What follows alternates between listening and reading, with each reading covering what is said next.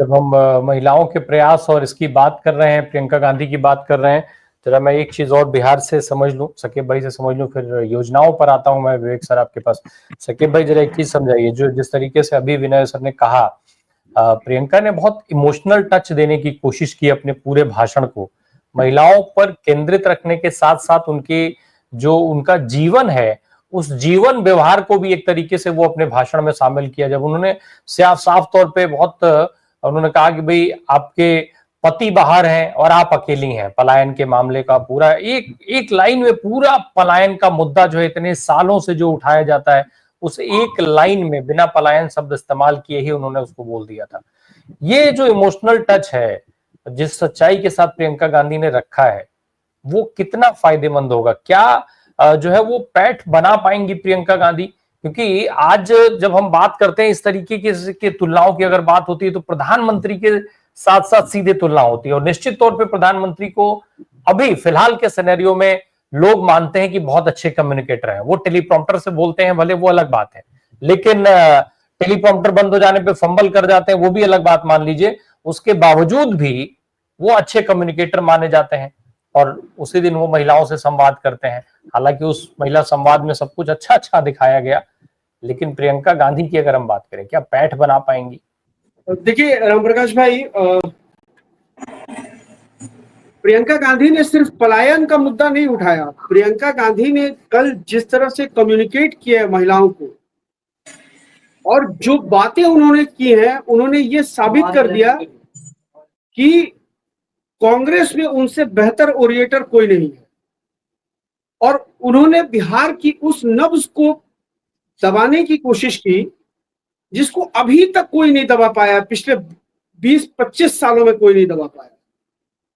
उन्होंने एक लाइन कही है रामप्रकाश भाई कि पूरे देश में जब बिहार से आईएएस आईपीएस निकलते थे, एक वो दौर था। आज भी जितने स्टेट में बिहार के आईएएस आईपीएस होंगे वो उसी दौर के होंगे। वो कोई ये 20 सालों में निकल करके नहीं गए नीतीश जी के शासन में। और कोई ऐसा स्टेट नहीं है इंडिया का जहां कि आपको 4-5 आईपीएस आईएएस बिहार से नहीं मिलेंगे, बिहार कैडर के नहीं मिलेंगे। उन्होंने उस दौर की याद दिलाई कि उस दौर में जब कांग्रेस की सत्ता थी तो बिहार से आईएएस आईपीएस निकलते थे, और आज वो पूरे देश में अपनी सेवा दे रहे हैं। आज बिहार का मजदूर अपने देश में पूरी सेवा दे रहा है। ये फर्क आया है, ये डिटोरिएशन हुआ है बिहार के लोगों का सामाजिक स्तर पर। और उसके बाद लोग सोचने पर मजबूर हैं कि उन्होंने बिल्कुल सही बात कही है। हम लोग इस बात से भले कोई इनकार नहीं कर सकता, हम चारों में से कोई नहीं, मतलब चलिए मैं बिहार से हूं, मैं मान सकता हूं, लेकिन बाकी के 3 लोग आप इनकार नहीं कर सकते हैं कि बिहार आईएएस आईपीएस, बिहार अभी पूरे देश में हर स्टेट में आपको 4-5 जो की पोस्ट पर बैठा हुआ आईएएस आईपीएस होगा, वो उसमें से कुछ ना कुछ बिहार कैडर के होंगे। उन्होंने उसको भी दबाने की कोशिश की कि एक वो भी दौर था जब शिक्षा का स्तर ये था, और आज ये हालत है कि आपका ही जातिगत सर्वेक्षण बता रहा है कि बिहार में मात्र 7% ग्रेजुएट है। और आप केरल में चले जाइए, रोड की बनाने वाले मजदूर से मैंने पूछा वायनाड में, उसने कहा बिहार से हैं। कर्नाटका में बोला बिहार से हैं। पंजाब में जाती हूँ, वहां कोई मजदूर घर बनाता हुआ मुझे मिलता है, पूछती हूँ भैया कहाँ से, कहता है बिहार से हैं। तो आज बिहार मजदूर सप्लाई कर रहा है। उसको लेकर के जो बातें सोसाइटी में विमर्श का केंद्र बनी है, ये बड़ा गंभीर लोग चिंतन पर मजबूर हुए हैं इसको लेकर के। और प्रियंका और उस लिगेसी को प्रियंका गांधी ने जिस तरह से जोड़ने की कोशिश की, जैसा अभी विनय भाई बता रहे थे कि उन्होंने गांधी को भी जोड़ने की कोशिश की। और स्वाभाविक है, चंपारण की धरती से वो गांधी को अगर ना जोड़े तो फिर चंपारण की धरती पे उनका जाना बेमानी है। उन्होंने कहा कि हम, गांधी ने जिस तरह से इस देश को बनाया, बाकी लोगों ने जिस तरह से इस देश को बनाया, आज ये जितना बिहार में जो कुछ भी बना, ये सब अपने दोस्तों को बेच रहे हैं।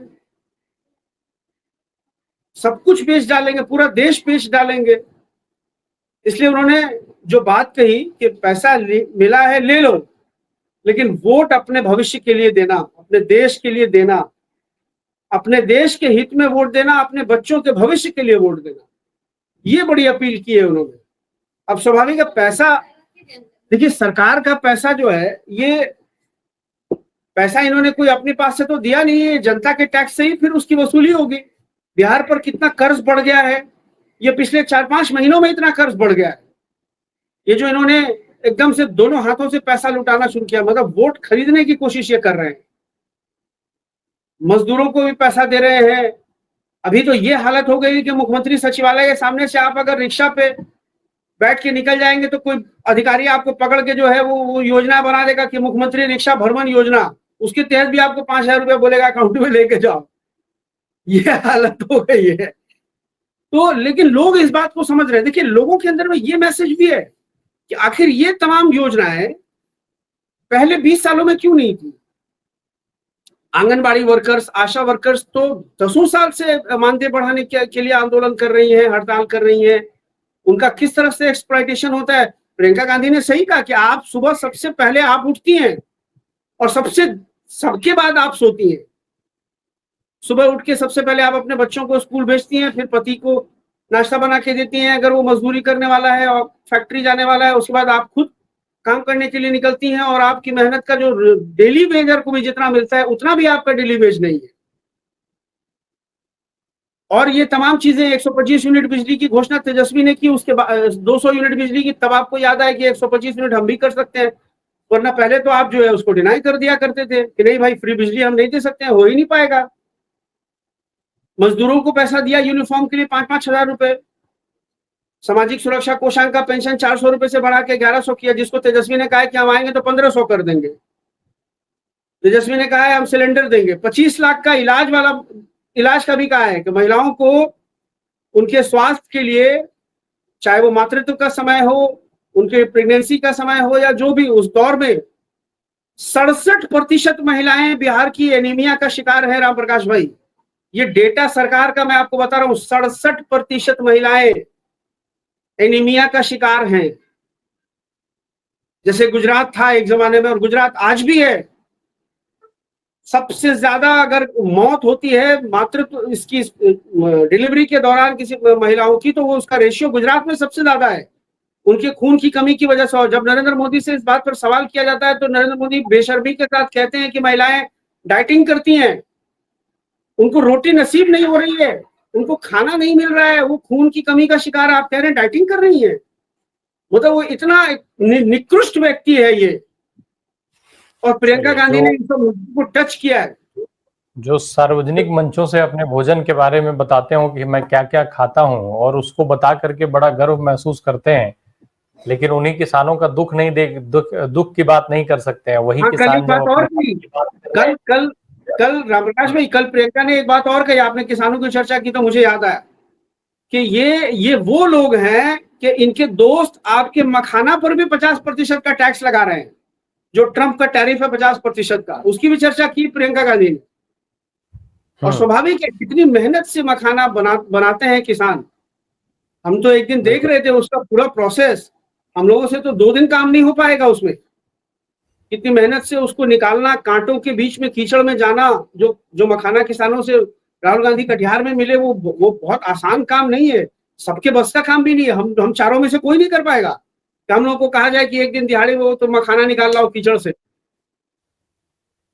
तो उस पर भी मैं अक्सर सुनता हूँ टीवी डिबेट्स में। कई बार मैंने सुना है उसको कि तमाम भाजपा और उनके समर्थक जो है वो कहेंगे कि राहुल गांधी तो मोजा पहन के गए थे।